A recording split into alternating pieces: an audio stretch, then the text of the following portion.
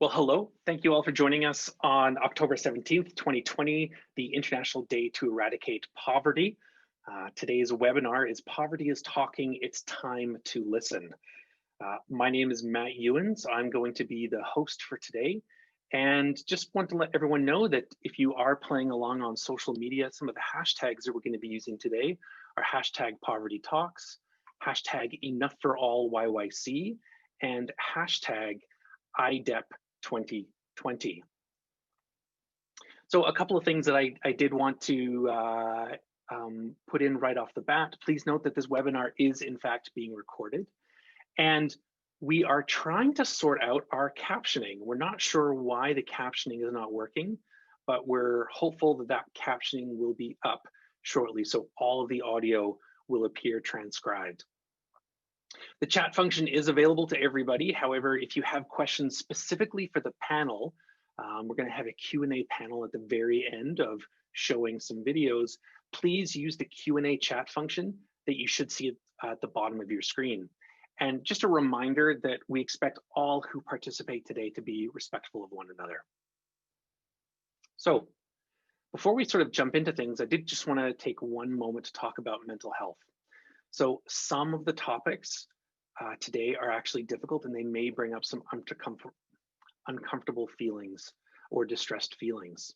So it is likely that during this session, you will hear comments or stories related to suicide, severe mental illness, and trauma.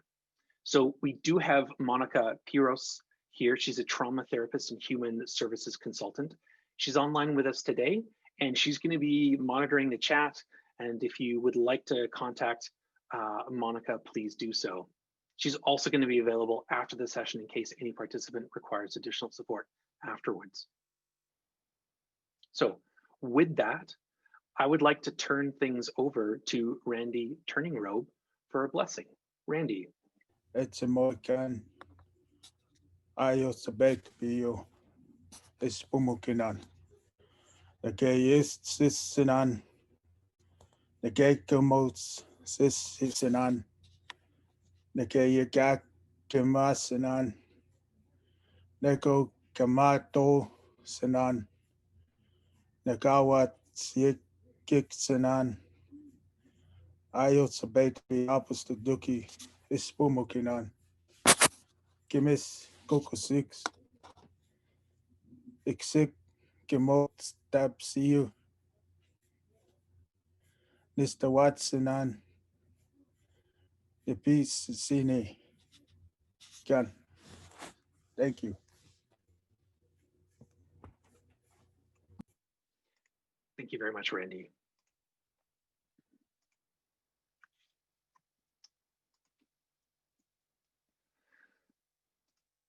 So I would like to make a few introductions, some recognition, and some thanks.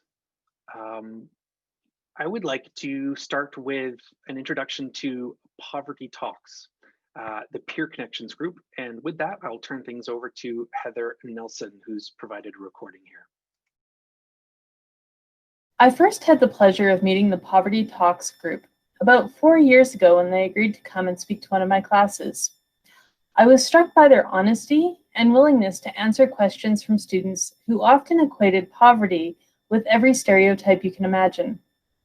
As a group made up of individuals with lived experience, the stories of the Poverty Talks members quickly changed minds and raised questions about how our community and society respond to the challenges those in poverty face. Some of the individuals you will meet today are also members of Peer Connections, which is one of the working groups of the Poverty Talks steering committees. The individuals on these committees are committed to improving the world we all live in and hope that one day they are no longer needed because poverty will have been eradicated. These individuals work tirelessly, tackling problems big and small, and have formed strong connections within their group. When the community struggles, they find solutions, and when one of their members needs help, they are there to support them. It is with this in mind that I hand the floor over to the members of Peer Connections, who have a special message for one of their members today. Hi, Donnie. We all hope you are doing well. We miss you. We're sending our love and our prayers for your recovery. Hi, Donnie. We all hope you are doing well. We miss you. We are sending you our love and prayers for your recovery. Hi, Donnie. We all hope you are doing well. We miss you. We are sending you our love and prayers for your recovery. Hi, Donnie. We're all hoping you're doing well. We miss you, and we are sending our love and prayers for your recovery. We We love love you. We would also like to recognize that we have Calgary Mayor Nenshi, Calgary Councillor Gondek, MLA Sabir, and MP Singhalan, as well as MP Sahota here today. Thank you very much for being able to join us. We'd also like to thank Randy Turningrobe, Mayor Nenshi, Heather Nelson with MRU, who without her efforts on this, we would not have been able to capture the stories that we have today. So, and to the fabulous student volunteers from MRU that are helping to support Vibrant Communities Calgary, and of course the 13 individuals who shared their stories with us today. Now, I would like to introduce Mayor Naheed Nenshi to give a quick talk, but before we do that, I would like to show a brief video from one of the individuals that was sharing their story with us here today. You are actually going to be talking to the mayor. Are you serious? Yeah, he will be Oh there. my God. Oh my God, really? Yep. When? He will be there during our event. So on October 17th, he will be joining us. Oh my God. Okay. Your message will go straight from your lips to his ear. Oh gosh. Okay. So with that, Mayor Nenshi, I'll turn things over to you. Oh, sorry, we've got you on mute there. Oh, there we go. I want to hear more from Maria. I think that would be way more interesting than hearing from me, but that's one of the real values, I think, of Poverty Talks and the work that we do together, to hear real voices of real people living their real lives, and what we as policymakers and as people in the community concerned about poverty need to be able to do. But first of all, let me say thank you for giving me some time today. I'll reveal a little secret to the team here, which is you said brief remarks from the mayor, and on my notes it says, you are scheduled for 7 minutes. We know you'll take 15. I try not to do that, but nonetheless, I do have a lot to say. So let me begin. Thank you so much for that blessing. And let me begin by saying, Amba wastich, dadana stada, tansi, uju, oki nitsugwa.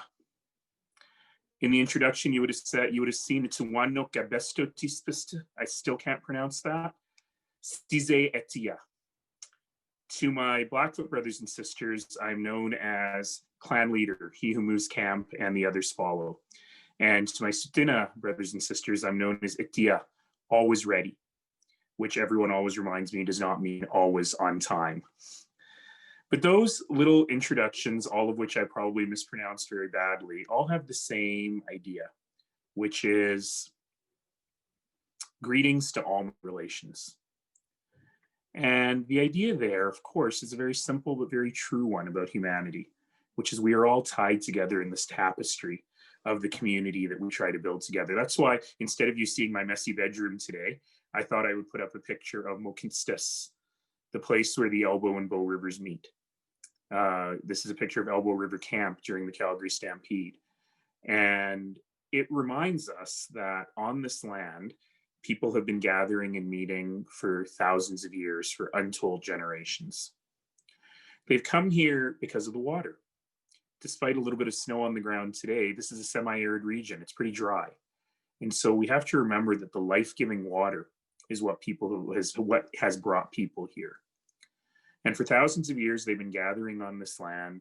People have been gathering on this land to hunt and fish and trade, to live and to love and to dance and to dream and to fight sometimes.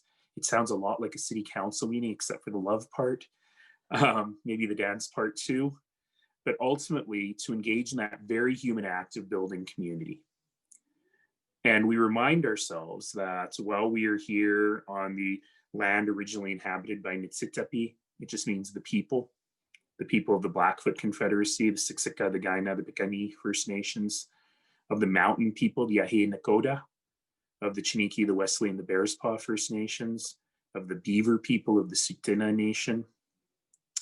And of course, we acknowledge the Métis people with their long history and deep connection to this land. And we also remind ourselves that we have been for so very long, we haven't always succeeded, but we have tried to be for so very long, a beacon of light and hope in an often cold and dark and cruel world, where we have said to people from every corner of this broken earth, come here. You'll be safe here. You're welcome here. You and your kids and their kids and their kids and their kids will have incredible opportunity here. That's the promise of our community. And it's a promise that every single one of us has to work on every single day, because it's not always fulfilled. It's not always fulfilled for everyone. And that's really where I want to go today. So today, of course, is the United Nations International Day for the Eradication of Poverty.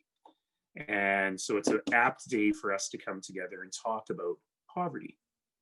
It's also a penultimate day of an anniversary for me.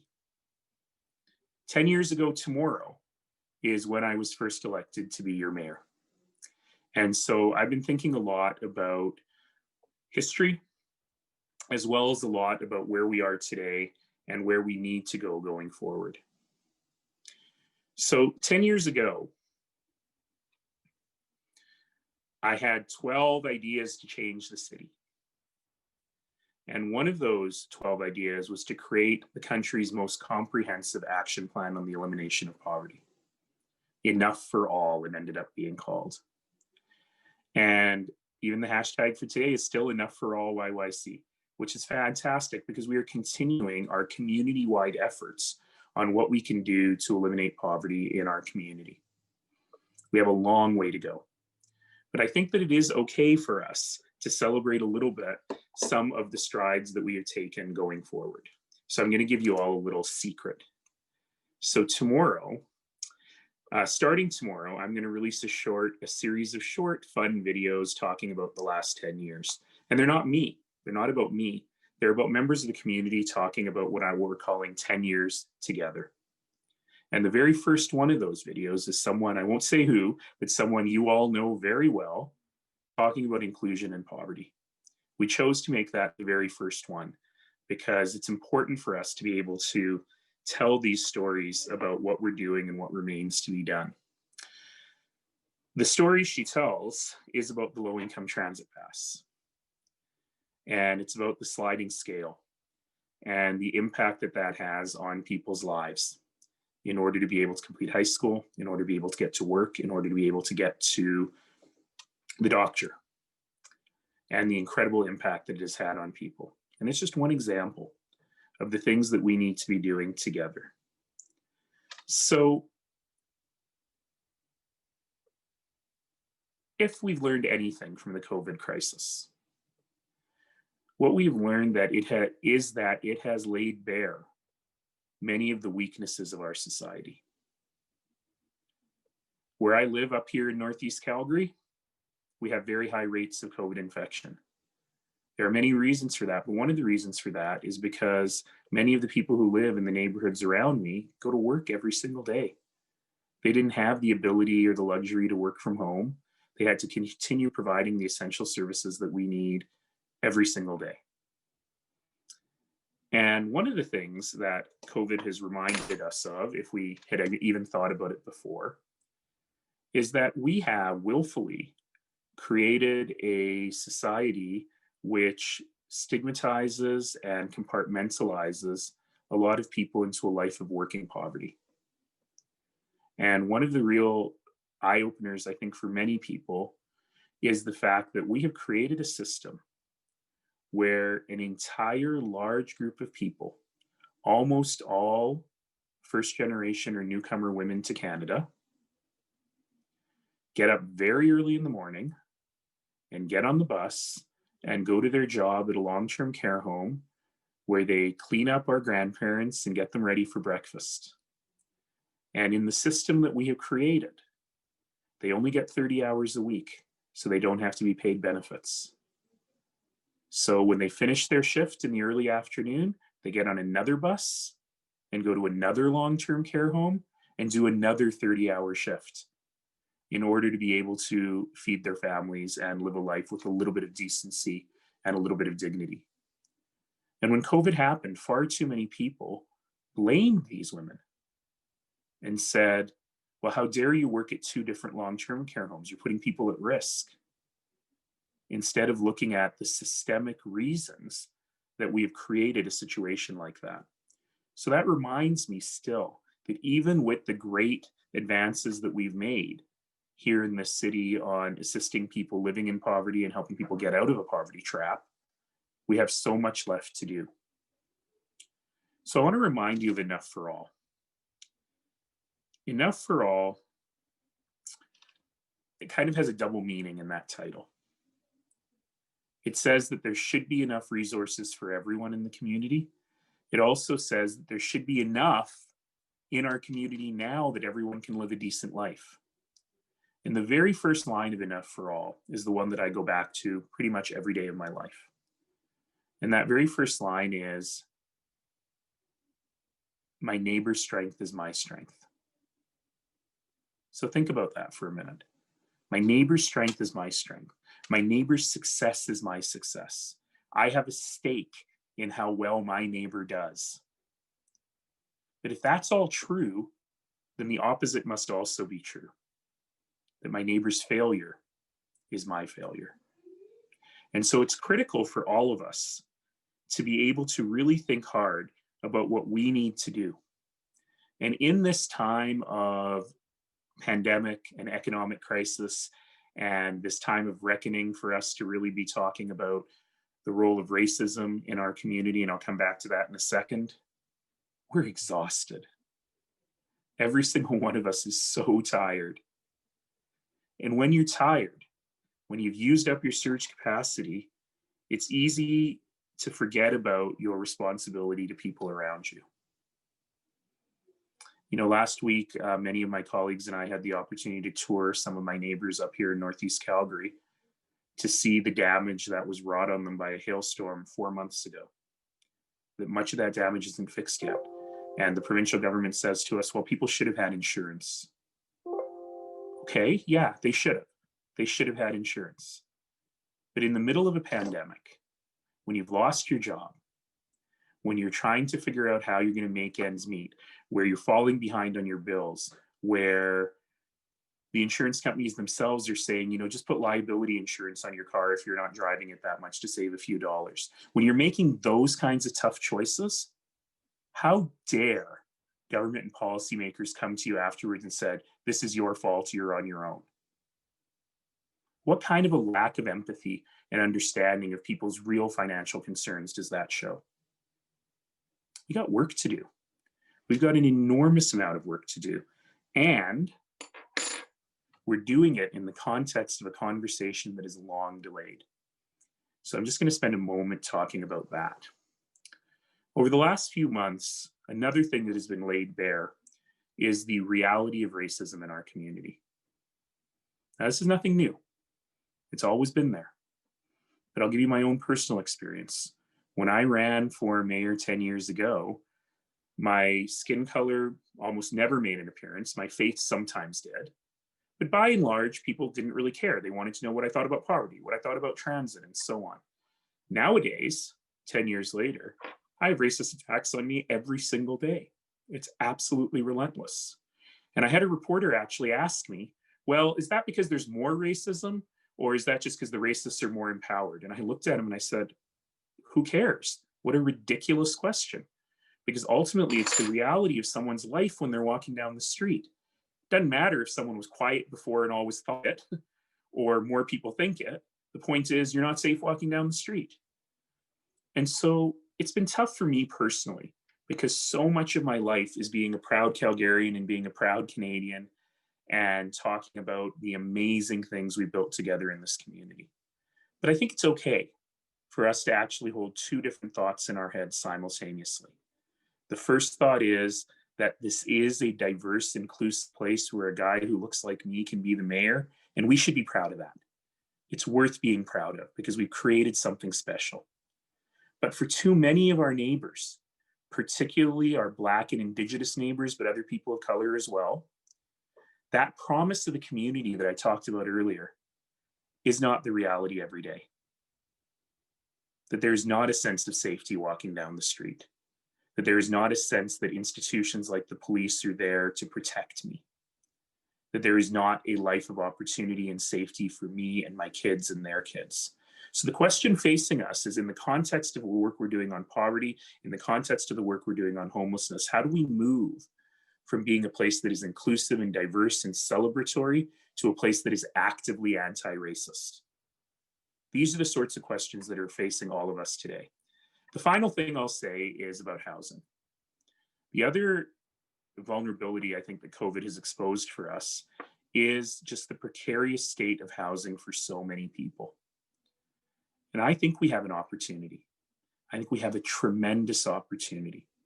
With an application of a big amount of money, but a small amount of money when you think about it historically, if we can get our partners at the provincial and federal government to work with us, we have the ability to end homelessness in Calgary in the next 2 years.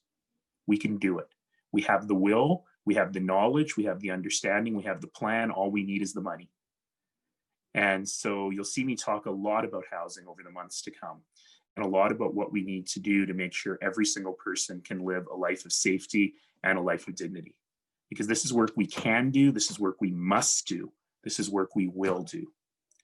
And ultimately, we're going to get through this the way we get through everything here on this land, the way we've gotten through it for thousands of years, and that is together. So thank you all so much for giving me the time. Thank you for being here today. I'm going to listen actively to the rest of the conversation, and together we will continue to end poverty here in Calgary. Back to you. Ernenchi, thank you so much for those words. Yeah, and thank you so much for being able to join us today and for your dedication towards ending poverty in the city. I would like at this point to introduce Chair of Vibrant Communities Calgary, Patty Dolan, to say a few words. Patty. Great, thanks, Matt. It's so amazing to be here today with everyone. The International Day for the Eradication of Poverty. I'd like to express my deep gratitude to Mayor Nenshi for his powerful words, and you did stay within 15 minutes, so thanks, and for his incredible support for the Enough for All strategy and to ending poverty in our city. A cornerstone of the Enough for All strategy is that we hold the wisdom and knowledge of lived experience at the core of what we do. This principle has never been more important than it is at this very moment. COVID-19 has presented profound negative impacts for people living in poverty. It has also presented us with an opportunity to rebuild differently, with the voice of lived experience leading the way. So thank you, Poverty Talks, for your amazing work, and we are listening. Thank you very much, Patty. And at this point, I would like to welcome Executive Director Megan Reid of Vibrant Communities Calgary to your screens.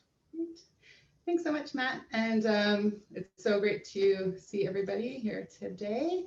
On behalf of the Vibrant Communities Calgary team, I want to thank you for sharing space with us today. And thanks to Randy and to Mayor Nenshi for creating a really amazing space where I think we're going to learn a lot together. You're going to hear a lot of great wisdom today, and it's really the perspective of lived experience of poverty. And my challenge and our team's challenge to everybody who's on this call today, particularly if you're involved in designing programs and designing policy that serve people that live in poverty, is to ask one question. Are there people sitting around that table who can inform the thing that you're trying to build? It's so incredibly important to do that. Poverty Talks held a series of community conversations around the Enough for All levers of change this year, right after COVID hit. And one thing that absolutely came to light was that the experience of people living in poverty, of things like our food security system, of housing, of transit, of income support programs, of CERB, was a very different experience than the people who were talking about those policies and the heads of organizations were talking about. So we are all ambassadors to make sure that we can start to bring that voice in really effectively. And if you need our help, you can contact Vibrant Calgary at any time. Holly's going to put our email address in the chat box as well. So if you need help, contact us. We're so happy that you're here to share this space with us. Thank you so much to Poverty Talks, and just know that we are listening. Thank you so much, Megan. So enough of other people sharing things. Let's move on to the actual stories themselves. And what I would encourage everybody to kind of view this through is almost like a short film festival, if you will. We've got 13 stories that we're going to be sharing back to back to back. And some of these stories, like we mentioned earlier, they can be difficult. And so what I would encourage you, and if you need to reach out to Monica, who's on the chat, please do. But you take care of you. We're going to just roll through these stories. If you need to get up, maybe probably not popcorn, but you might need to grab some Kleenex or tissues for some of these stories, please do. So you take care of you, and we're going to start these stories right now. Jenn would be described as a power mom. Not only does she take care of her 4 beautiful children, but she also goes above and beyond to help others. Having children with neurological disabilities may bring challenges. However, Jenn sees it as a way for her to empathize with other moms to support them. She runs the Northeast Calgary Moms Group that supports moms all over the Northeast. Through this group, moms can lean on each other in times of need and know that they are not alone. They help each other within the group, as well as others in the greater community. Over the summer, they organized 50 backpacks with school supplies for children who may not be able to get supplies this year. This power mom supports her kids, her family, other moms, her community, and even fosters animals through animal shelters. The first time I realized COVID was going to change my life was when I was left alone with my children and I had no outside services, no respite, no in-home support. Everything was just gone. The in-home support is very important because sometimes I just need guidance in what to do in certain situations with my children. Their disabilities are all very unique, and with respite, I really need that break. I have one child that isn't going to sleep until wee hours of the morning, around 4 or 5 a.m. And I have another one that's awake at 7 a.m. So I am exhausted. But at this point, it's still not better. The good thing about it was that the community was offering free lunches to children in the area. My kids had a bit of stability when they were able to go and pick up a free lunch every day, and they would sit in the field and eat the lunch, and then they would walk home. That was a routine thing that they did every day, and it was a good thing for them. The Northeast Calgary Moms Group is a group of moms in the Northeast that support one another. We have meetups, but we also do things to help one another out. During back to school time, we also put together close to 50 backpacks with school supplies for students returning back. And when somebody just needs some assistance, like pet food or like baby food, or just somebody to talk to, we try to just support one another. During COVID, I felt as a parent, I was going through a crisis of my own with all the services gone. And as they started coming back, I asked for more time from FSCD, respite hours, and as well as a few other things. And I was told that COVID is something that we are all going through, and it's not related to children with disabilities. So they have been told not to give anything extra that's due to COVID. I felt that FSCD left me in a very vulnerable position. And I had to call my worker one day and in tears because I had had enough that I just needed a break from one of my children that was being particularly hard that week. And I had to tell her it's either I need more respite hours or I just need to take her to the hospital because I'm not coping right now. My children have very rigid routines that they require, and they need stability every day. I was alone as a parent. My children were unregulated. I had no help. Public transportation was not something I was able to use because my 6-year-old does not have the ability to social distance and touches everything and puts everything in his mouth. With my immediate family, I have been like running on caffeine mostly. Right now, I feel as a parent, I'm not a good parent because I'm very drained. I'm exhausted. And I felt like I lacked the resources. Yeah, I've had to deal with all my appointments by Zoom and phone calls, and it's not the human interaction I really look forward to.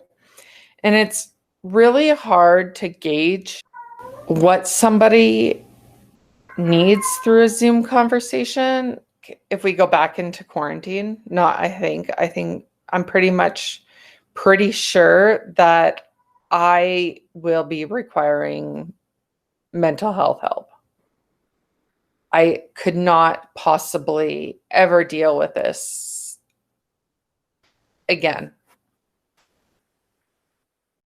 I want FSCD to know that during COVID, they failed to support me as a parent and failed my children.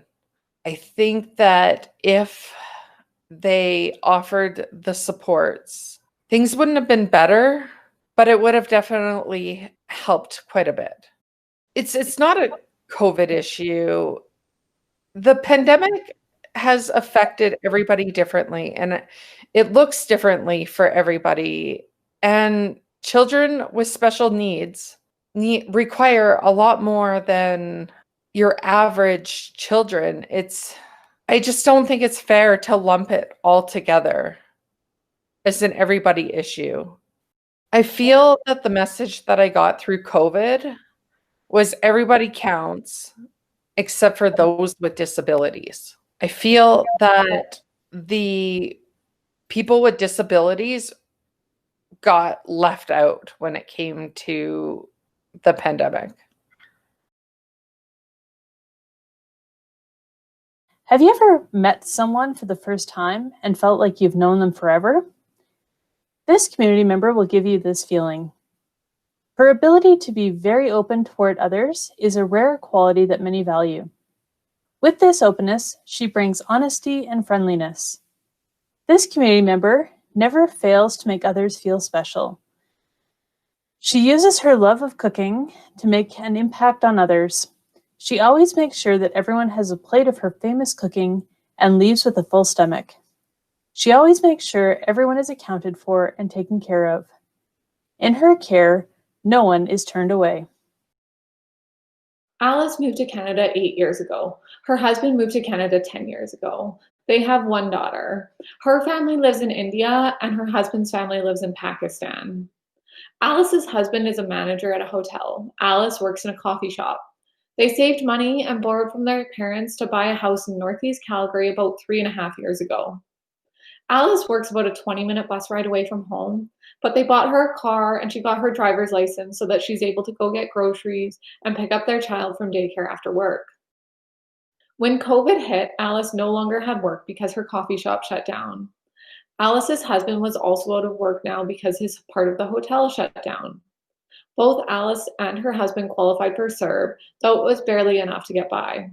They decided to take insurance off one of the cars so that they had just enough for it to be sitting there. They didn't need to drive this car anymore, and they needed to save the money. Then in June, a very big storm hit Northeast Calgary. Alice was terrified. The windows were all breaking and glass was shattering everywhere. It was so loud that they couldn't hear anything else. The entire house looked like it had snowed inside. Both of their cars were ruined. The windows were smashed and there was glass in the child's car seat. They just cried. They didn't know what else to do. They called the mosque and somebody was able to come pick them up and take them there. They then stayed with friends for a few days. They called the insurance company and the insurance company came to the house. They told them to get somebody to clean up and board up the windows. People from the mosque were able to help them clean up. There was glass and garbage everywhere. The floor was ruined from all of the water, and there was about 20 centimeters of water in the basement. There was birds inside of the house, and the fridge was ruined. Their generous community was able to get them new beds and a new fridge. The insurance company told them that they only had $150,000 in coverage, yet they had about $250,000 in damage.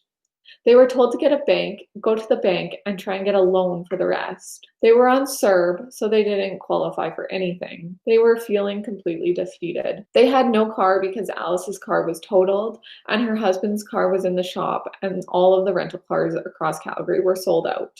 The insurance company helped them pay for the exterior of the house. However, they were not covering the exterior.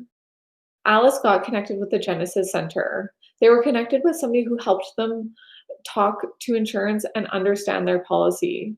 This person was able to help translate their policy for them and help them understand what they needed to ask for. Insurance is now covering the exterior of their house as well. They were also connected with something referred to as a hub.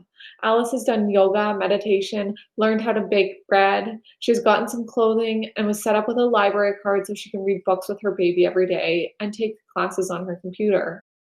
Alice and her husband are so grateful for the support they received from the Genesis Center. They can't wait for the Genesis Center to open up again so they can say thank you in person. Family is always this community member's priority. His strong loyalty toward his children and wife are underestimated. This community member values loyalty so much that he will move mountains for those he loves and those who are very lucky to be in his life. His care and love are reflected in the beautiful children he and his wife have raised together. His commitment to his family is something that many see through his strength and support toward others. Without a doubt, he is a true dad, as his dad jokes will always make you laugh or groan. Nick and his family are struggling, but able to keep their heads up. COVID has pushed them down. Nick has been unable to work because of his health, and he did not qualify for CERB. His wife has been working tirelessly, and he's been unable to help financially. He has tried to stay positive for his kids, but it's been very hard. The stress is overwhelming, and his health was beginning to get worse. By June, the family was in real trouble. The home, the cars, and the internet connection were all in jeopardy. The internet was the kid's only way to connect to the outside world. He felt like a failure. They got connected with the Genesis Center. Nick didn't want to ask for help, and he really didn't know how to ask for help. The person they got connected with didn't make them ask. They talked to Nick like they were just having a regular coffee meeting.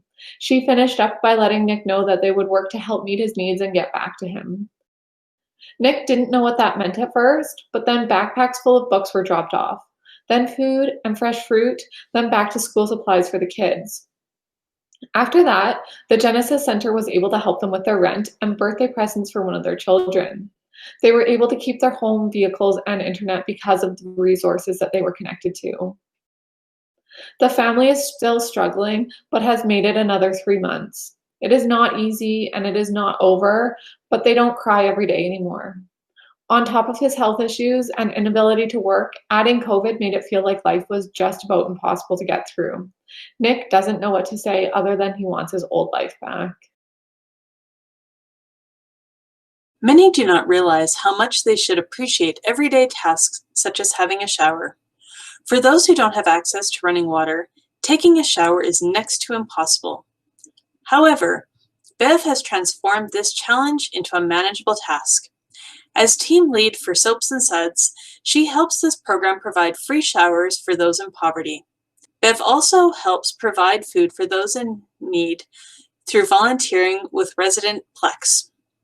This program provides those in need with free food through little pantries. Bev understands that small everyday things, such as showering and having food on the table, are so important to everybody, and there are lots of people who are just unable to do this. She has also passed these values on to younger generations, such as her granddaughter, with whom she spends a lot of time. My husband didn't want me to go on the buses. I never seen, like, we've been together 28 years, and I never seen him scared of anything. He was really scared of COVID. He didn't want me going out of the house. He didn't want me going anywhere. He was like, even to go shopping, wash your hands, wash everything. Like, I've never seen anybody so frightened. City of Calgary Hub, the Greater Forest Lawn, a social worker phoned me. The Women's Center phoned me. There was actually, Sunrise sent me an email. There was a lot of them, because I think it's because of my age that they would phone in. Oh, and Atwa Healing Lodge, because I'm First Nations, phoned and asked me if we needed a hamper. It seemed like everybody where I helped them before volunteering, that they reached out to their volunteers and asked how they were doing and stuff. So then they would come down and tell you, well, we can give you this, this, and this, like, and even gift cards and stuff like that, because they don't want you, like, coming or going out. And I think that I actually had a lot of community agencies phone and ask me how I was, and I was really shocked. Like, the Women's Center phoned me once a week and asked me, like, about your mental health. How are you doing? Do you need anything? So it was awesome. Like, I was really happy. But some people, I don't think, even knew about these agencies or anything like that. It wasn't well prepared for. I think that the agencies should have been out there way more. I actually think they should have had outreach workers out there knocking on doors, because there are some people out in this community that don't have a phone, don't have a computer, don't know about any of the resources, unless you see them on the street or something and you can tell somebody something. Nobody knows about any of these things, and it's got to get way more out there for other people, So, like, and the people that don't speak English and stuff like that, like, who are they supposed to phone? The Soaps and Suds is a shower for people that are in poverty, and mostly the homeless. They come there once a week, every Friday, and they can get clean underwear, socks, shampoo, conditioner. If we have a winter jacket, shoes, jeans, a top, then they can come in and we give them everything that we have. And it's been shut down since March. So I don't know where those people have gone. So he came every Friday. So we always made sure that we would have a winter jacket for him, shoes, boots, anything that we could get him to keep him warm, because he was sleeping outside. And now we didn't find him for a long time. Then Grace and I were driving one time and we seen him on the street. We stopped him, and then we got out and gave him a lunch and gave him a bag and gave him, like anything that we could to keep him warm. But like, you wonder where they are, where are they sleeping, what are they doing? Yes. So there were girls that just came in to get Tampax and pads, and we had a big, and all my stuff now is locked up. I can't get to it, so even if I could and I seen one of them, I have nothing to give them now, So I'm really sad about it being shut down right now. I just can't wait till it opens up again. Because all the food sources are closed down. Like the Alex is closed down. You can't go there for a meal. You can go and pick up and make a meal, but they don't have their meals anymore, So, and they try to, but it seems that they should be doing more. Help the people that are in poverty. Like, making sure that his residents and everything are okay. And especially the homeless, with the mustard seed and the DI, they're territorial. So anybody coming from Forest Lawn or from anywhere else, they don't want them at their DI. They don't want them at their mustard seed. So we actually need a shelter in Forest Lawn. Actually, the Forest Lawn Hub is really good. Like the social workers there, they really help their community. Like I'm amazed, like she sends out newsletters telling everybody where the help is, where to go for help. They're actually doing a really good job. I think the city too, and like I say, Genesis too, like we've gone there too, and that I don't know, it seems the city of Calgary hubs are really, really working for the communities and doing the programming and doing everything. I really like the city hubs. I actually think they're doing an awesome job. Although he was originally from Toronto, Reid has found his home in Calgary. He has been able to express his love for nature photography and enjoys capturing the beauty of the environment around him. Photography allows Reid to view nature in a new light and gain a greater appreciation for it. Reid's love for the environment has helped him explore his interests, such as bird watching and bike riding.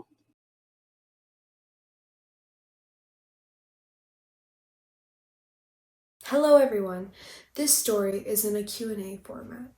When was the first time you realized that COVID was going to change your life?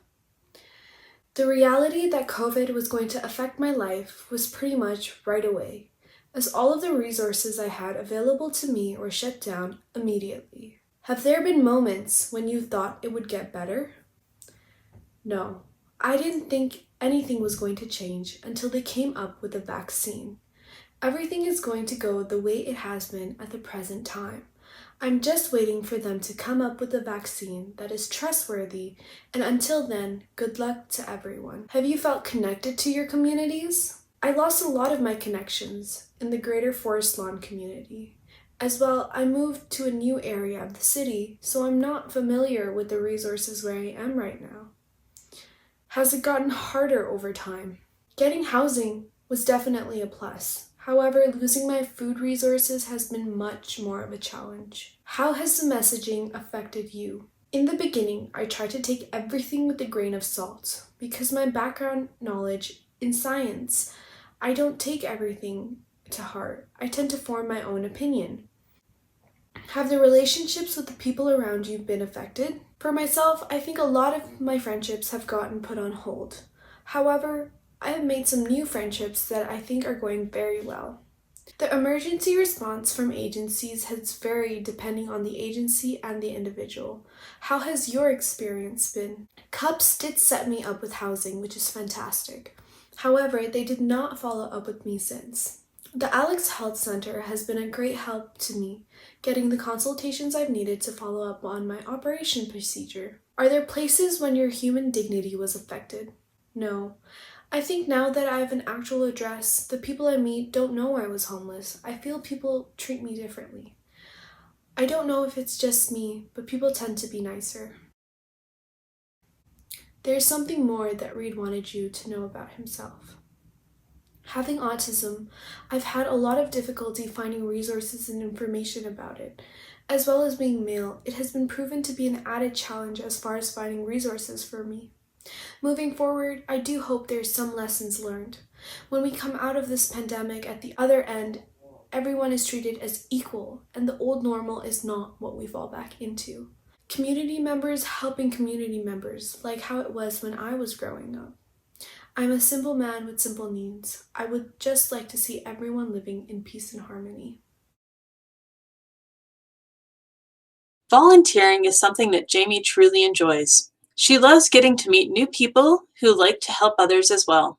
As a new mom, her 1-year-old baby is everything to her. Family is a strong priority, and Jamie loves spending time with her own family. In her free time, you can find Jamie having fun at an arcade or enjoying the fresh air on a walk. For Jamie, COVID has been hard. When quarantine started, her baby was just 6 months old, and she did not want to have anyone near the baby. Her baby was diagnosed with hip dysplasia, which meant a monthly trip to the hospital, but only one parent was allowed in. She said, "I hated being by myself all the time.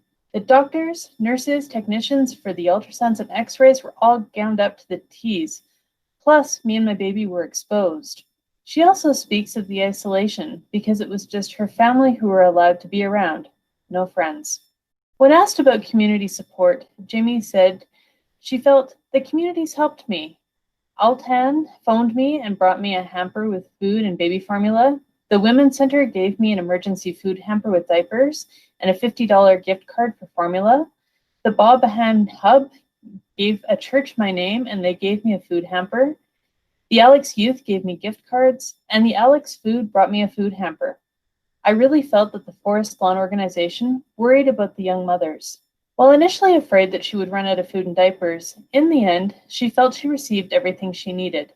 She stated, "The food bank and Care Connections brought me my food right to my house.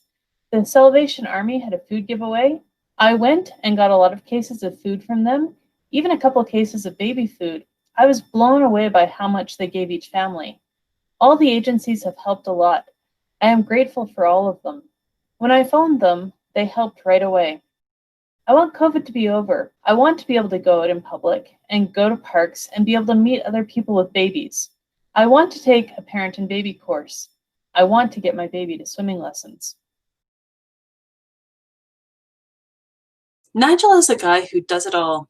For many years, he has actively stood up for human rights and homelessness. This commitment led him to be on the steering committee for Poverty Talks and the Client Action Committee. Nigel's passion to help those in need has been taken a step further as he has been doing research for the Homeless Charter of Rights. Nigel is truly committed to helping others and making a difference in the world.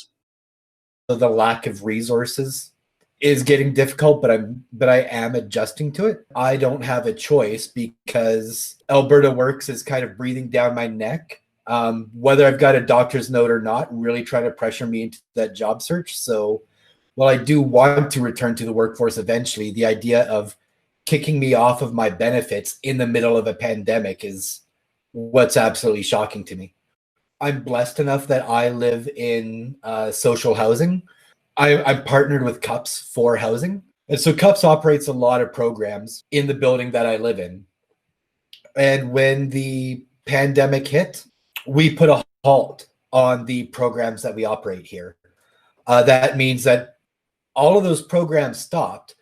I noticed my food budget went up drastically because I was missing out on about 4 meals a week, plus the social isolation, because as introverted as I am, that once or twice a week that I'd get to hang out with my neighbors for some of the non-food related programs was good enough to keep my mental health in check. So when all of that stopped, I thought, well, okay, might just be like a month while they come up with some kind of plan.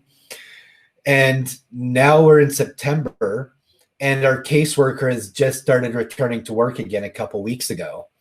And we're still not doing any programs. It's just the caseworker is here if we need to meet with her by appointment booked in advance only. So I'm after kind of like a month after all those programs ended, and I knew that we weren't having a backup plan in place. It was just I had to ride through it, along with the closure of in-person meetings for the Client Action Committee and in-person meetings for Poverty Talks. It meant that it completely changed my financial situation because I get paid for those meetings. So I've had to completely rearrange my budget. So when all of that happened at once, that's when I'm like, oh no, this is going to be the new normal. This financial stress is having to change how I stretch my money out.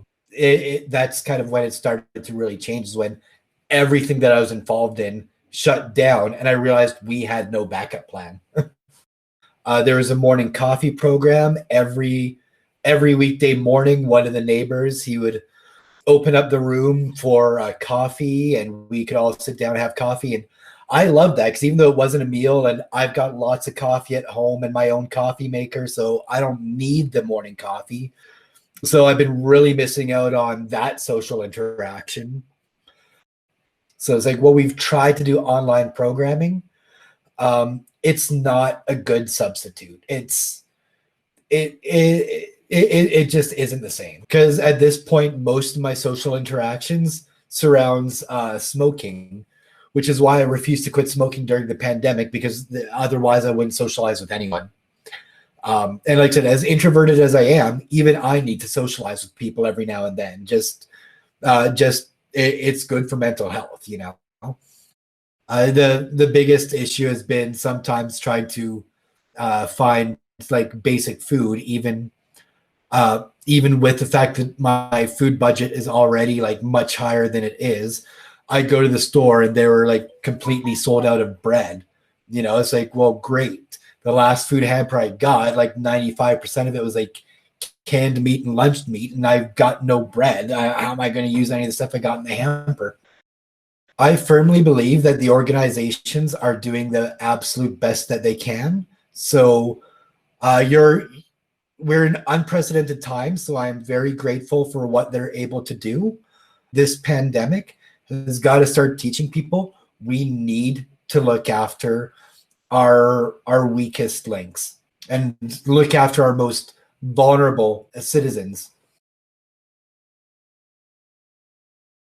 As team lead for Resident Plex, Grace has done incredible work with helping families or those in need. These free food pantries may be little, but they make a huge difference for those who struggle to get food.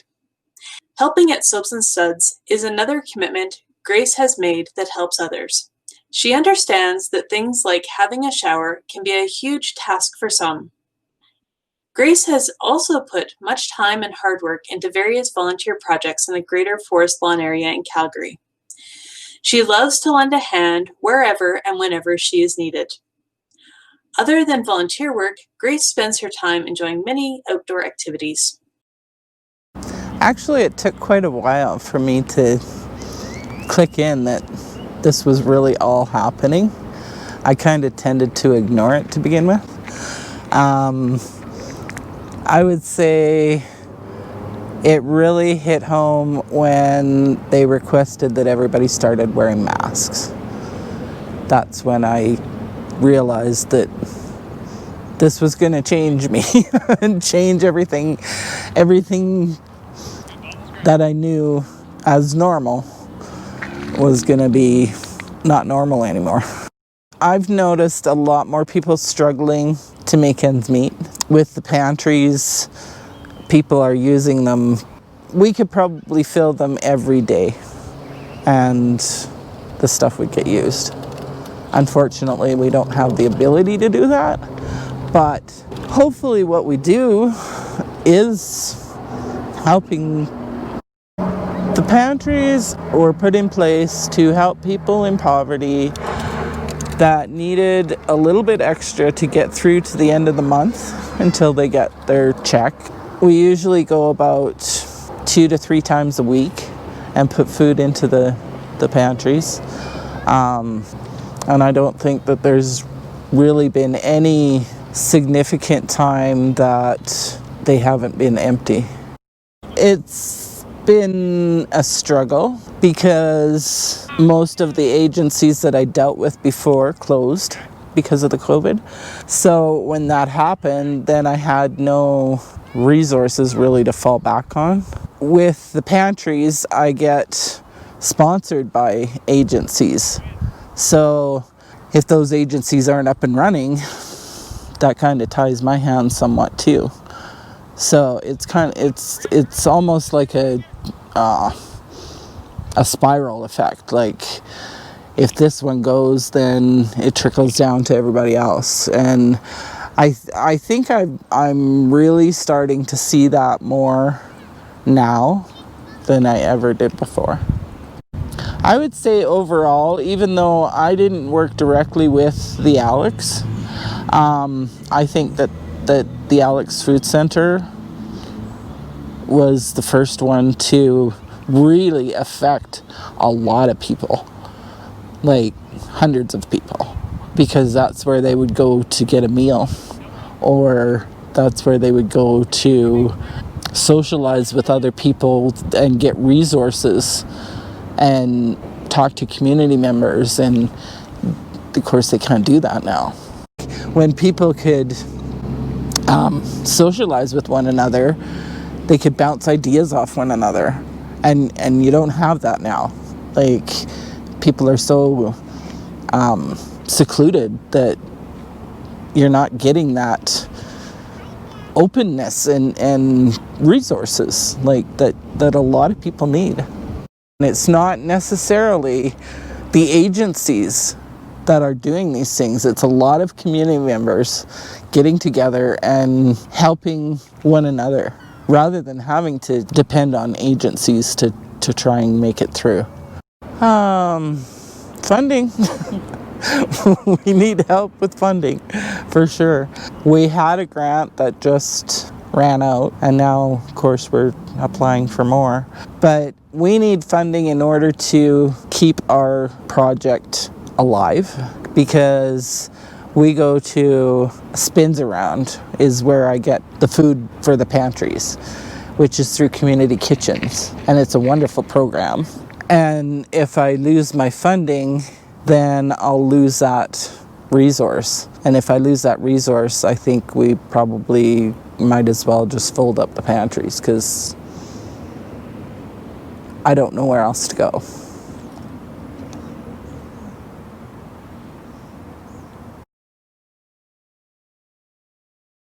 Sue really is the cornerstone in her community.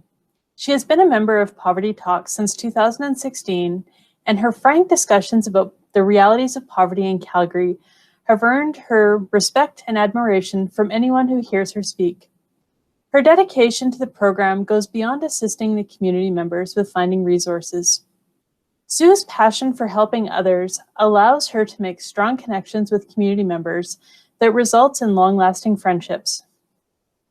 Her love for helping others is supported by her family and her husband, whom she values greatly. Sue's spirit contributes to strong attributes in the program.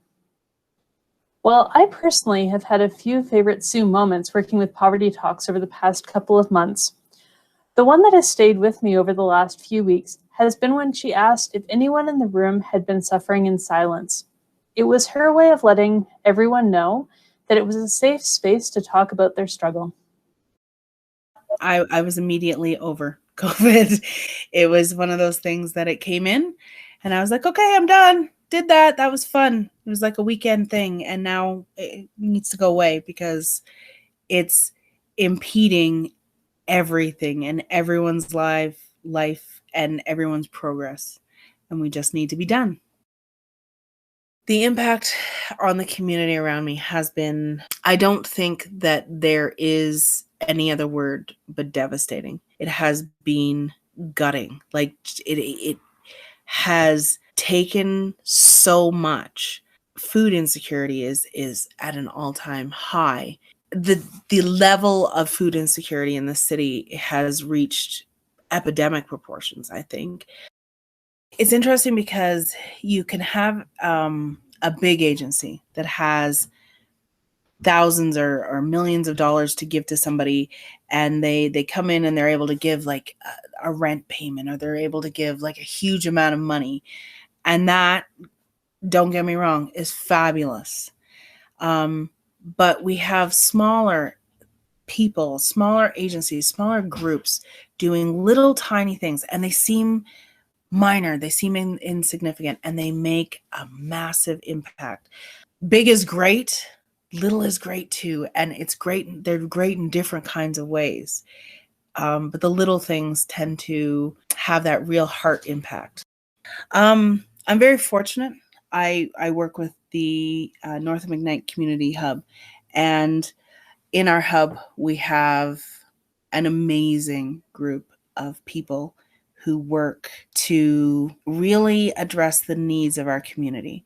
And in that, we have, they're working specifically to remove barriers to accessing programs. Since COVID, we've been able to open that up. So it's a wide open playing field. We have removed barriers from the fact that we can't get together. So they've moved a whole bunch of really amazing activities on to online. We have everything from daycare to seniors yoga to cooking. Just crazy, amazing things have happened through the community hub because we've been able to just look at the barriers and go, we can remove those barriers. And in removing the barriers, we have been able to better serve the people around us that need it, are able to access and say, you know, can you help us? And we're able to say, sure, why not? So that has been absolutely amazing. I know of several young women who have been at times when it was difficult to get out and money was tight because both parents were waiting for some sort of assistance, support, CERB checks, whatever that was, ended up resorting to using napkins and paper towel as sanitary napkins. I know there was a couple, they weren't families, but senior citizens who weren't able to get out and get toilet paper. So they had no toilet paper. They were using whatever they could find around the house. And that is unacceptable. I know there have been people who have gone without medication. I know that there have been people who have gone without just the most basic of needs. If you look at the success of the community hubs and the community hub programs, the reason that they're successful is because of the collaboration that happens within that community hub. All of the partners, all of the participants in the hub are pushing for the same things. They're pushing towards the same goals and the same reasoning.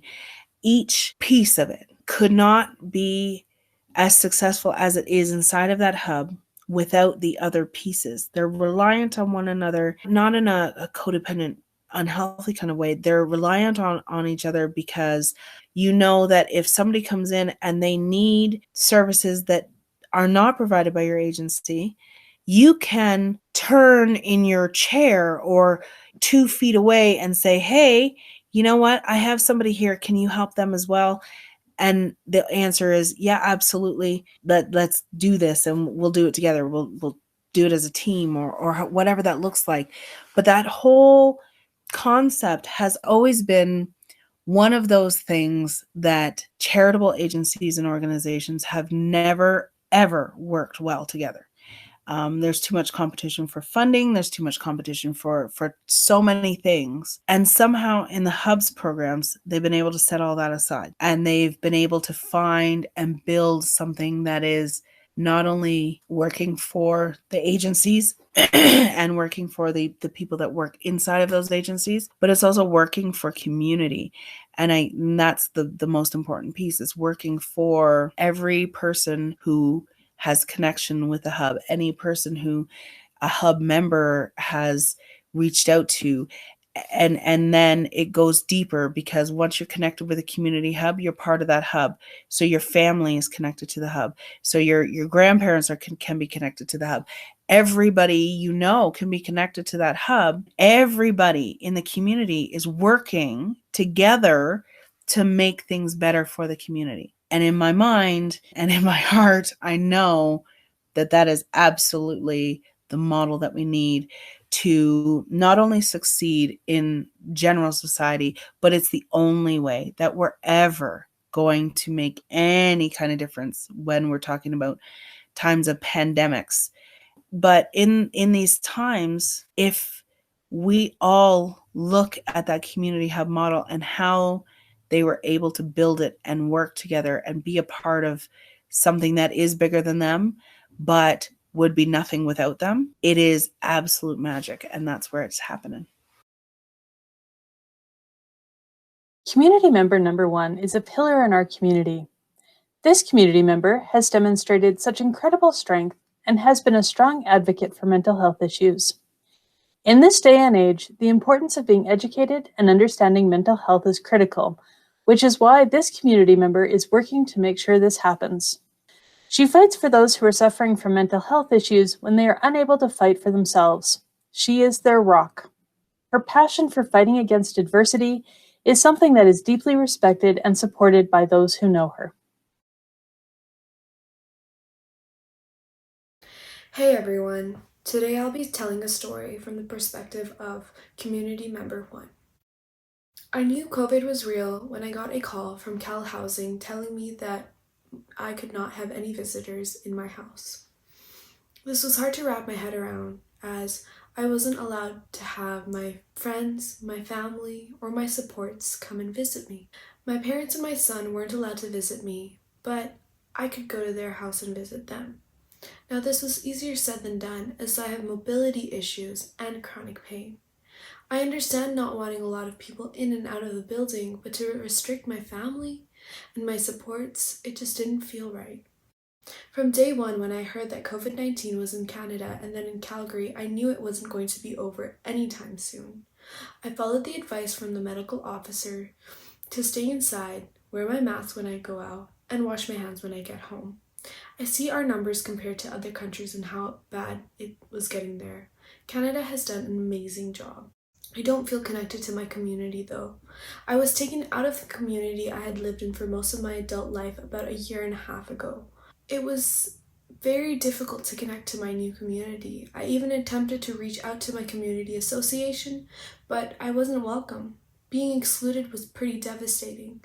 I didn't move by choice. I was forced to move because of my family situation changing. I understand needing to move me out of a 2-bedroom house, but why aren't they building housing for singles or couples, 1-bedroom apartments with family housing so people like me don't have to give up everything when something changes? That is something they can do better. Even the community organizations I am a part of have had issues staying connected. They still haven't found a way to do in-person meetings. It has gotten a lot easier over time for me though, with it being summer and the weather being good. But I think that's going to drastically change as winter is approaching. I fear more isolation. There's more of a risk my suicidal thoughts will turn into actions and I will harm myself. The messaging in the beginning was emotionally draining, trying to decipher everything on social media about COVID and trying to weed out the fake news. Unfortunately, the best thing for my mental health was to go off of social media, but it was also the worst, because that's the only way to connect with other people right now. My mental health did get better. My symptoms started to go away, but as an advocate, you don't know what's going on in the world, and you have to be aware to be an advocate, so I lost another piece of what I do and who I am. I have anxiety issues using the public transit, so how can I interact with people when I am having anxiety attacks riding transit and that is the only way to see them? I also have anxiety when I'm in stores and I'm alone. I think it comes from a fear of being exposed and transmitting it to my parents. They're both older and my mom isn't well. The relationship with my mom is now closer than it was before in COVID. It has strengthened my bond with my best friends, but I worry about them. They are both people with compromised immune systems. I worry they are going to get sick. I worry about them a lot. It is very difficult because there's nothing I can do about it. I worry about my dad. He has been a social butterfly and he helps out with this church, and this has affected him a lot. I worry about my son when he isn't working, and now that he's back to working, I'm still worrying, but just for a different reason. But the biggest thing that could have made my COVID story different would have been a connection to my community. Even just one person would have made a big difference. It didn't have to be an agency, but just one person who could help me navigate things. The one thing that has brought me joy is the little dog I stop and play with on walks in my community. When I interact with him, it makes a big difference in my day. As much as I want to be done with COVID, I know we're in it for the long haul. The big thing is I'm over the divisiveness. I have family members who believe this is a hoax and downloading tracking apps or even wearing masks will cause them to stop talking to you. We have stopped agreeing to disagree. If you don't accept someone else's point of view and they don't accept you as a person, it creates rage in people, and we're seeing it happen in public. One word to describe Maria is inspiring. Having immigrated from Greece, Maria has had strong empathy toward those in need. Her personal story of coming to Canada to pursue a better life influences her strong desire to make a difference for others. As the founder of Maria's Food and Pantry Assistance, Maria has helped many who have struggled to put food on the table. Not only does she have an outside pantry, but Maria has also expanded to provide a multicultural library and, in the future, a freezer.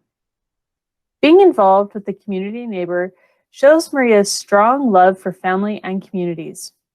Maria welcomes strangers with open arms and is dedicated to helping those in need no matter what. The special bonds Maria has made turns many strangers into neighbors, no matter what community they come from. Maria is supported by a lovely family, although she is like a mother to those who have been fortunate enough to cross her path. I'm hoping that it will get better. Our lives have changed, and they've changed dramatically. The communities, yes, it hasn't affected it very much. People losing their jobs, and now they don't have enough money to support their families, so they're turning into organizations that they can help them.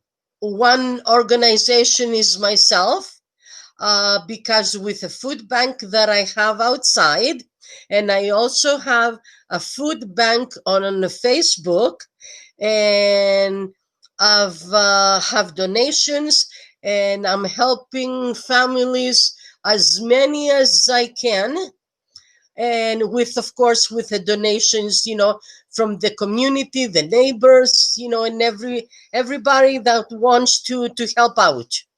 Recently, in March, I joined with another organization. It's called Love with Humanity. The people that they put the food bank outside my home. I have few people that both parents, they were laid off, and there is no income coming.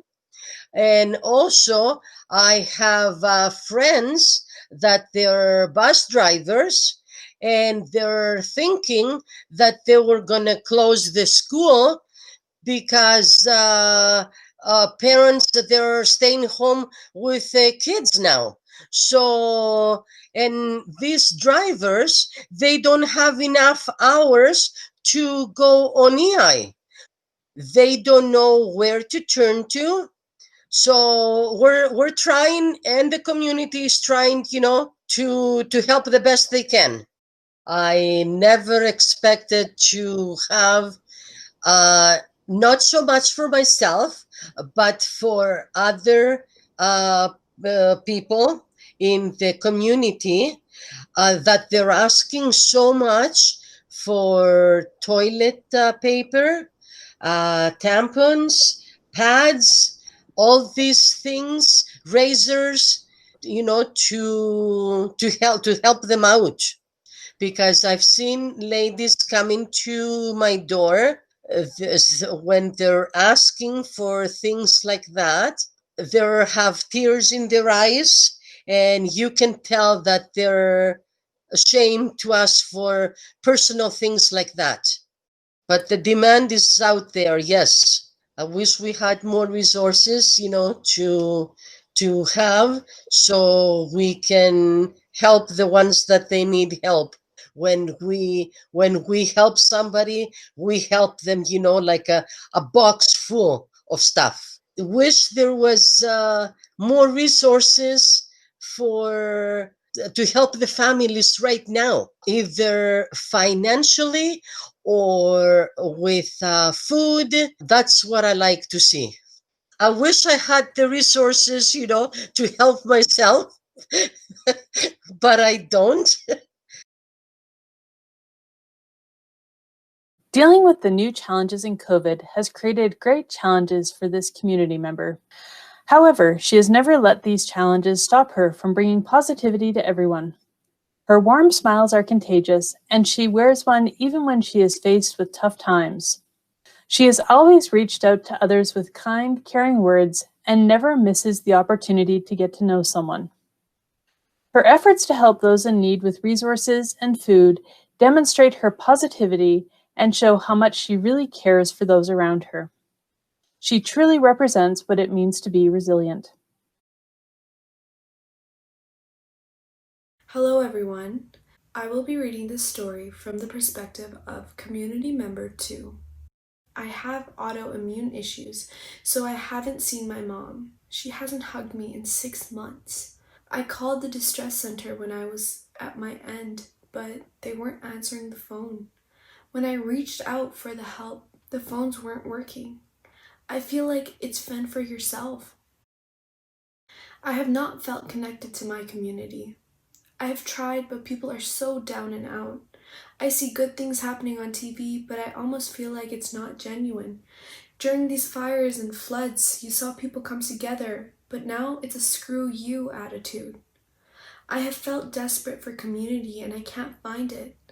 I did for the love of humanity and I loved doing that.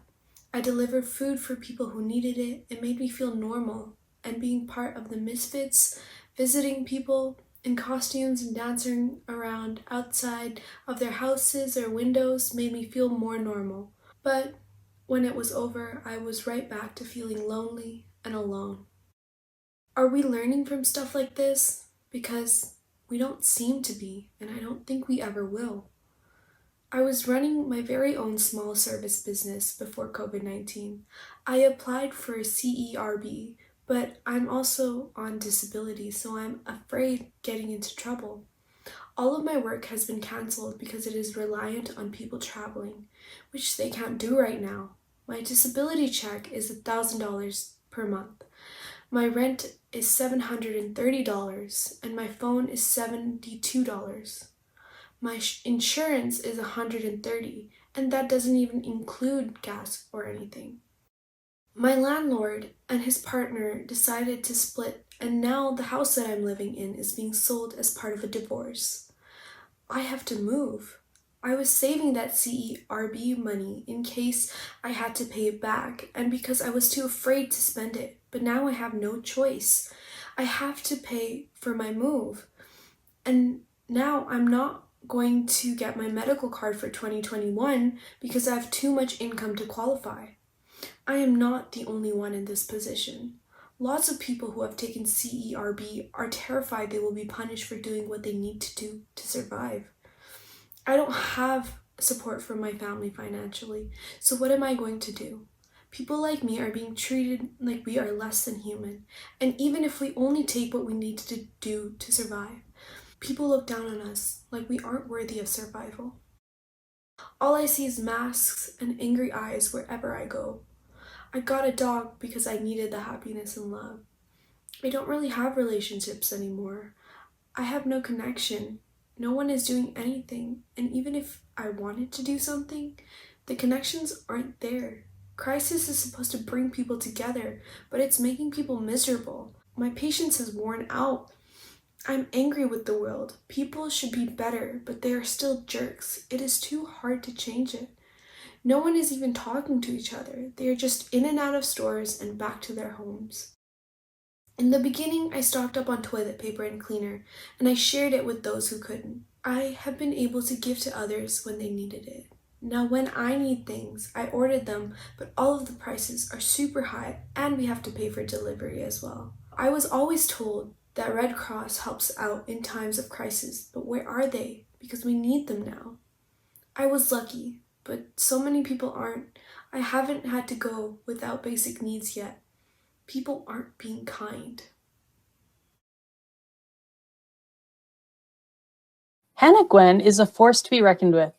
She is always pursuing ways to advocate for what she believes in. Her passion for gender topics is reflected in her studies in the Women's Trade program at SAIT. It is incredible how Hannah uses her interests to motivate her and those around her. Although busy with her studies, Hannah also makes time to work at the new women's shelter in Calgary. Her caring personality is also reflected in her love of animals. I might add that anyone lucky enough to sit down and chat with Hannah will wish they had all day to listen to her. She is truly an inspirational person who clearly loves and cares for everyone she meets. The teenagers, the one thing that breaks my heart the most is our whole lives we're going to go hang out with other teenagers or going to go do something with that group of teenagers. And now we can't. And you got to kind of fly solo for a while. I have my boyfriend and my best friend that have been definitely keeping me afloat. But I know that there's some people out there that, you know, everybody disappeared. And I couldn't imagine that. Just everybody telling you, well, this is on you. You know, you have to do this alone. Like, I'm 19 years old. Yes, I still need to talk to my mom. I still need, you know, a good chat with my dad. And it's just, it seems so difficult for them. And I don't think that the older community around them has given them that time to grieve that they can't go out and be there. But at the same time, I know that I have people going through some hard times that don't feel like they should reach out to other people. So it concerns me that they're holding all that and they're dealing with all this and they're putting it on themselves and not letting anybody else take a little piece of that. So you have parents that, you know, have absolutely no money and school is back. And, you know, you got to get all the cool school supplies and everything, but they're holding all that burden and they're not giving some. Nobody's really sharing. So it's just they're holding it on and just keeping it there. And that's hard. And it definitely will weigh you down at the end of it. COVID kind of stinks and it kind of messed up what we were trying to do. And we apologize instead of leaving everybody in the dark. Because we're in just as much struggle as all these programs and organizations. And, you know, you got to be a little bit human at some point in time. So understanding the fact, yeah, I get it. There's been some problems. You guys are figuring it out. But keep us notified. Instead of, we're going to fix this, don't worry about it. And then in 2 months or whatever, they'll actually start talking about it. So it wasn't the little things. It was the bigger things that affected me. It was the fact that these great parents that I know couldn't afford to, you know, put food on their kids' plates, even though they're fantastic parents, and they would never, ever do anything to limit their kid on how much food they could have. They're dealing with this in the worst time. And then you also have to do all these things to make sure the kids are still busy.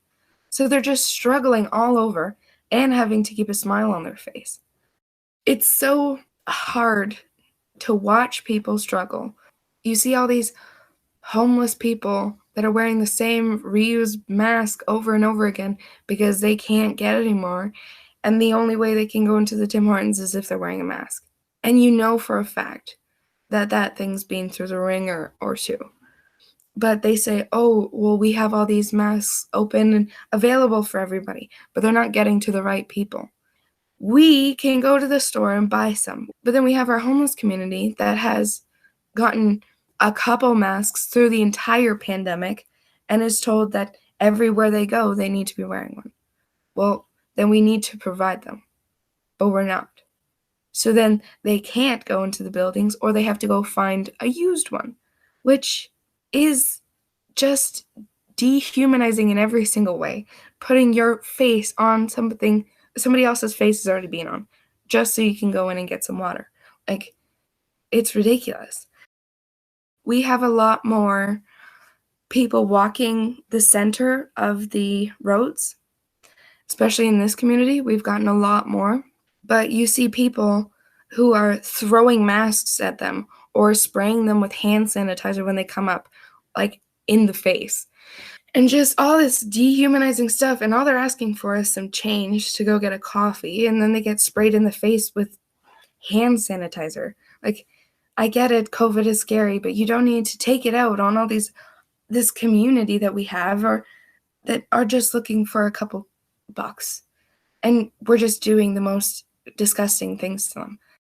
You need to say something for the people that didn't get a chance to say anything. You need to stand up for the people who are dealing with COVID and don't have a house to hide in.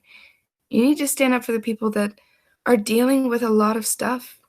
But imagine not having a house and having to deal with the pandemic. Imagine people telling you to stay away from them when they are the people that are supposed to be giving you money. Like, people are being careless and reckless, and I get that because they're scared. You need to make sure that the people that are the most scared still are their needs are being met. So yeah, you may not have a house, but do you know what you do have? You have a mask, you have sanitizer, you have socks. Very, very easy things to do, and it's the little things that count.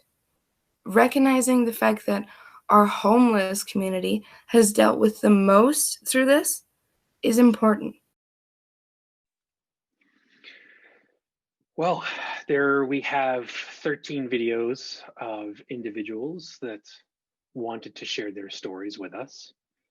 I'm curious if there were particular stories that really stood out to anybody that's participating today. And if you'd like to share in the chat, please feel free to do so. Also in the chat, we've had some information posted with respect to free resources to connect with mental health supports. So we have the Alberta Health Services Mental Helpline, which is available 24/7, and that's at 1-877-303-2642.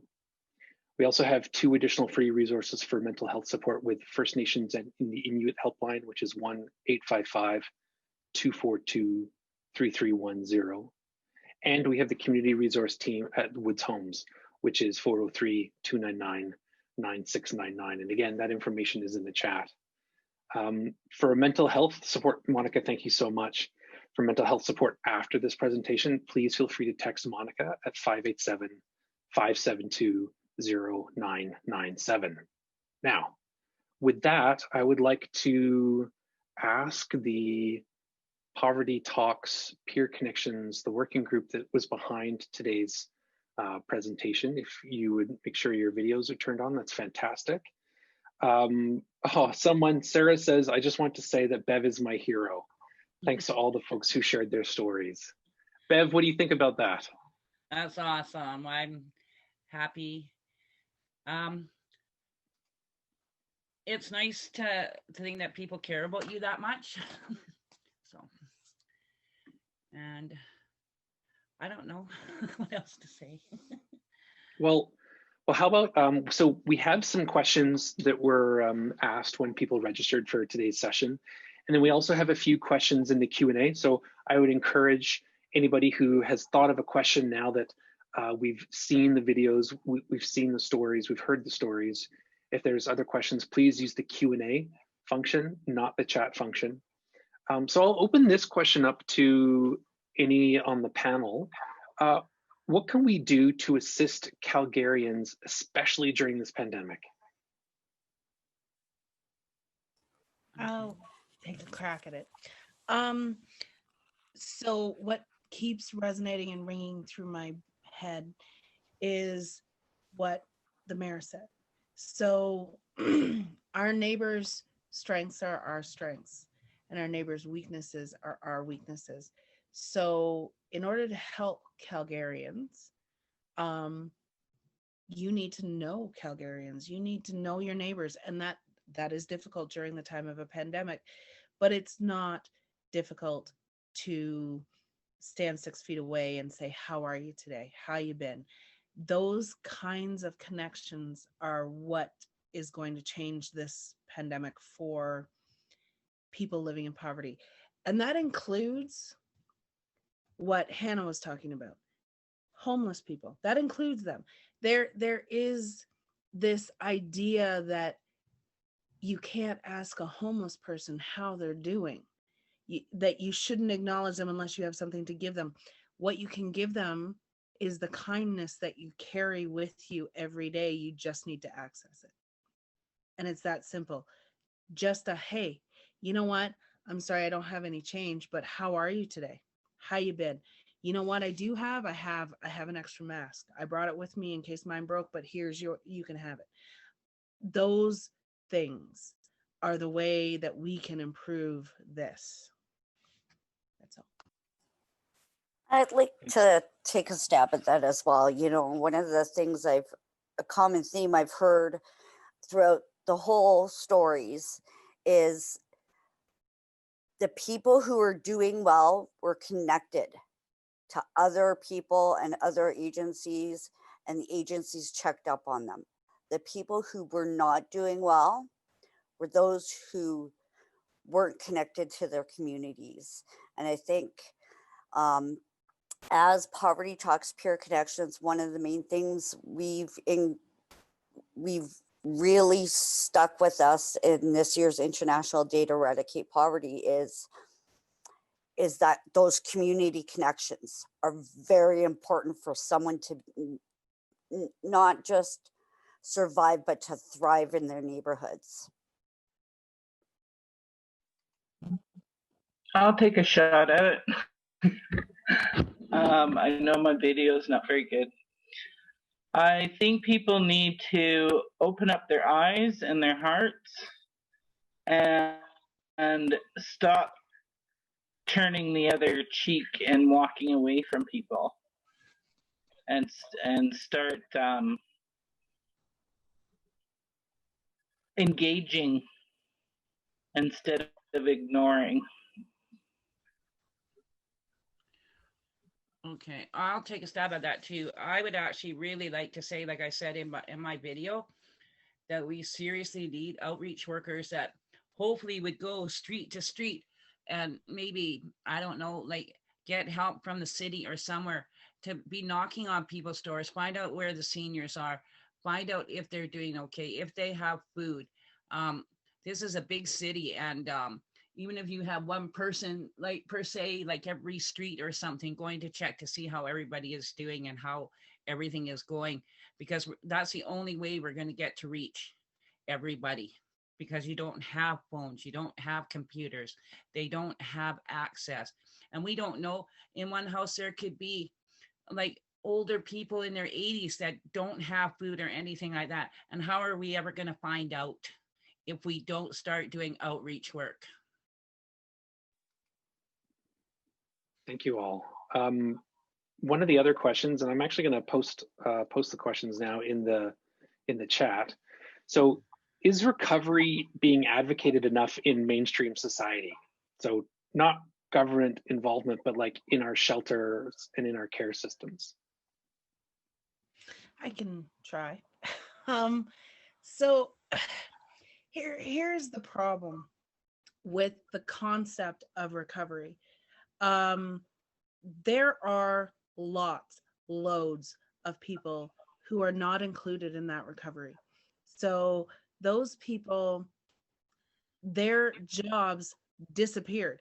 It's not that they can recover and go back to work. The job is gone.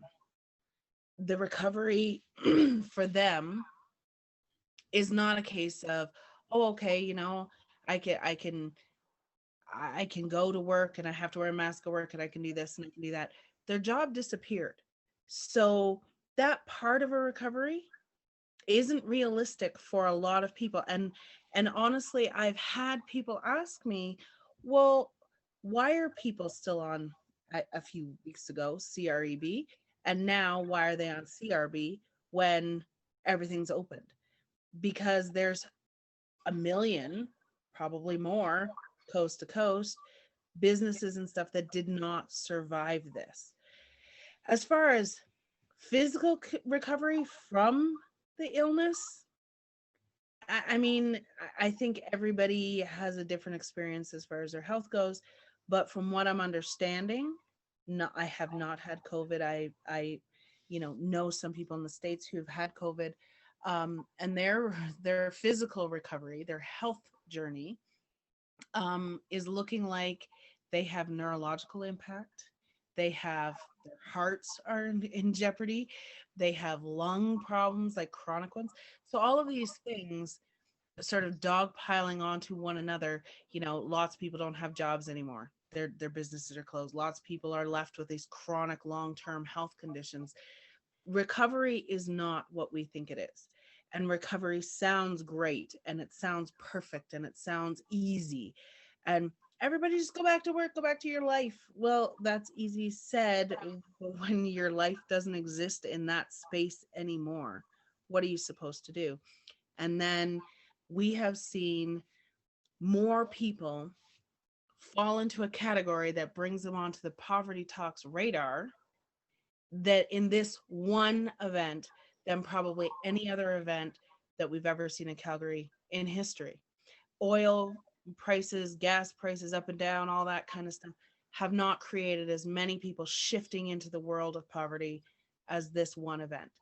And we're not honoring the fact that some people just can't recover from this, and we need to do something different. That's awesome. So I just wanted to point out that, where did it go? Wendy, where did Wendy's, someone's been clicking on things. There was, here it is, Wendy Benson. Hi, Wendy. I'm in awe of how many people are providing support to others. There's generosity in our city. So that's just a comment that I wanted to share. One question, which I'll open up, and then I've got a few more, which I think are going to incite some reaction. How has the current situation changed the face of poverty? And I'll ask, for those of you that have your mics on but aren't going to respond, if you could just make sure you're muted. Thank you. So again, how has the current situation changed the face of poverty? I'll go again. Excuse me. Like I was just saying, we have seen people pushed into poverty who have never experienced poverty before. This is completely new territory to them. It's that moment when you know that they have never ever accessed help. They don't know how to ask for it. They don't know what systems are available to them. They have no idea how to even go about it. And it's sort of people who were working the multiple jobs that the mayor was talking about. So you have one person in the household working a job that is below a living wage, and then you have another person in the household who's working 2 or more jobs below a living wage, and all of a sudden 1 or 2 of those jobs disappear. And yeah, they have some income. And this is what I was in my video I talked about with the removal of barriers. Yes, they have some income. A lot of times in the past that would have put them out of reach of agency help. But because of COVID and we've been able to remove a lot of barriers, we're able to include them in that help now. But at the end of the day, the change is the people that were in poverty are, especially the working poor, are way more desperate. The desperation that has come with this event has impacted in a way that I don't think that any person who hasn't seen it for themselves, hence the reason that we created these videos, could feel it. And I don't think there's a general understanding of how scary that is for people when they are all of a sudden pushed from, they're working tons, but they're doing okay, to they want to work and they want to do it, and they just aren't going to make ends meet no matter what happens. So for the people that were experiencing some kind of poverty, but just sort of holding their own, it's pushed them deep into poverty. The people that were in poverty before have just moved to a new level of poverty. So, if there is actually rungs below the bottom rung that we didn't know about till now. Thanks, Sue. Amber, did you want to jump in? Not on this one. I'd like to address the question about what government can do. Dignity for All is a partner agency that we've had for many years now, and they go through they follow the UN's guidelines on making reducing poverty in Canada. So they have 3 asks, and you can write a letter to your MP. So I'm going to include that list in the chat here, where you can go to their website and you can write. They have a pre-written letter to your MP, and they have 3 asks for this year. One of them is to fulfill the legal obligation to protect people's rights to an adequate standard of living and end poverty in Canada by 2030. Set specific targets to end poverty and improve measures of well-being and equity among communities experiencing systemic oppression. And prioritize funding for strategies that reduce poverty and improve measures of well-being and equity among communities experiencing systemic oppression. Thank you for that, Amber. There was one of the questions in the Q&A, which was, what can people do to encourage the government not to cut or alter social assistance programs like AISH? Does anybody else want to jump in? I will.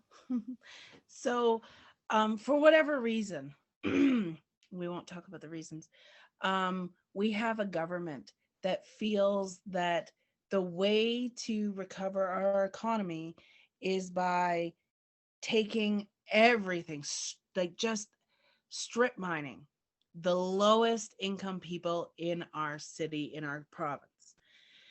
So you're looking at seniors, people with disabilities, and people that make less than $7,000 a year. That's where you're going to get your money from. Really? How in a real world would you get the money that you're looking at from those people? They have nothing. But yet somehow we continue to strip mine that sector. And at the end of the day, I mean, and this is a statistic from 2012, so I can't even imagine what it is now, but unfortunately I haven't looked it up since then.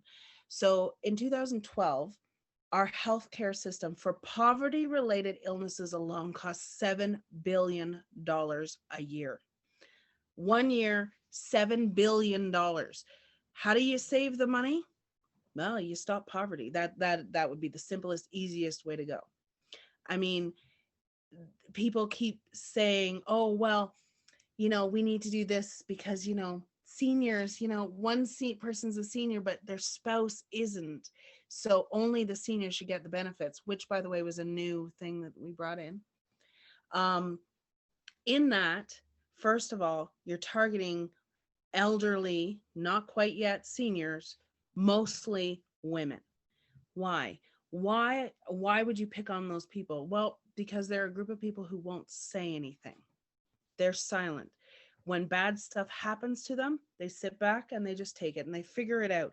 So we have a whole group of women who are almost seniors not taking medication because they can't afford it. That's a ridiculous thing to do, because you know what that's going to do? They're going to go to the hospital. They're going to get really sick, and it's going to cost us so much money. And that's just the financial piece of it. So when people say, how do we stop the government from doing that? We need to address this on a level that people will actually hear it. Unfortunately, that means in dollars and cents. So we need to point out the fact that poverty is the most expensive thing to ever hit society since the beginning of time. Poverty costs too much money to allow it to continue. I know everybody, we're all about how it makes people feel and all of those things, and that's what Poverty Talks addresses it for a great majority of things. But to get to the people that are voting, in my opinion, incorrectly, sorry, but they're using their vote to power people that are mindless, absolutely senseless behavior. But in order to get to them, we need to use dollars and cents. So basically, hit them with dollars and cents and say, poverty costs the X number of dollars. Do you have that kind of money? Is this budget looking like you got enough money for that? No? Okay, end poverty. Thanks, Sue. Amber. Yeah, And Poverty Talks is a nonpartisan group. So, you know, it's that building connections and relationships with the governments that we're working with every time we work with them, right? And making sure that our voices are heard on that table when whichever government is formed, we can go to and have our voices heard. Thanks, Amber. Megan, maybe I could jump on and ask you really quickly from like Vibrant Community Calgary's perspective, how do you see this? How can people encourage the government not to cut or alter programs? So I think it's about tapping into that new community empathy that we're seeing now. There's a few discourses we always talk about with poverty, right? So one is if there's enough jobs, then there won't be poverty. We know that's not true. You know, one is if people worked harder and did the right things, that we wouldn't have poverty. And we know that that's not true. We know that it's a systemic issue. But I think now more than ever, so many people who, you know, came for the jobs, got the right degrees, did all the right things, are still getting hit with, you know, all the structural inequities that have always existed, right?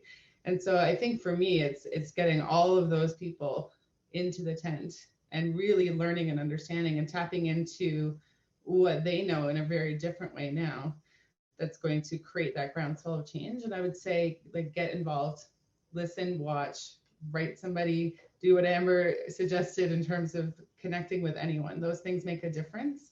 And we've seen, for example, with the conversation around age, that people, Albertans, are not into that. We want to support people. And so keep active because it does make a difference. Thank you for that. And so we've got just a couple minutes left, and I've got a question that I was actually going to put towards Bev and Grace. So I'm giving you both fair warning that I'm going to be asking you this question. And this question actually comes from Franco. And Franco says, if there was one thing that you could change to make the most difference for you and your community, what would that be? So let's start with Bev, and then I'll ask the same of Grace. Okay. Best in our community for Forest Lawn was, I would really like to see a shelter built in Forest Lawn. I would like to see